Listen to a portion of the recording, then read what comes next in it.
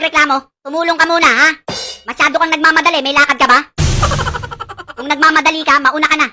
Kasi yung lakad namin, surbulan na lakad to. Hindi tira bahala. Hindi yung magmamadali kami, tapos pag nagkamali, magrereklamo ka. Eh di wala ka ng pinagkaiba kay Renato Reyes, putragis ka. Kung wala ka rin sasabing maganda sa gobyerno natin, manahimik ka. Nandirito tayo para magmulat ng mata, hindi manduling ng mata. Hindi lang Pilipinas ang nakikinig sa'yo, buong mundo, kaya mag-ingat ka. Ipakita natin sa buong mundo na ang Pilipino sumusunod sa gobyerno at hindi tanga. Sumunod muna kayo bago kayo magreklamo. Hindi pa nga kayo sumusunod, puro na kayo reklamo. Total, nagtatalo-talo na rin kayo, di magrambulan na lang tayo. Kasi ang tataas ng ihi nyo. Kailangan ko pang tumuntong sa bangko para maabot yung ihi nyo. Kasi dapa na nga, babanatan nyo pa. Umalis na nga, pagtatawanan nyo pa.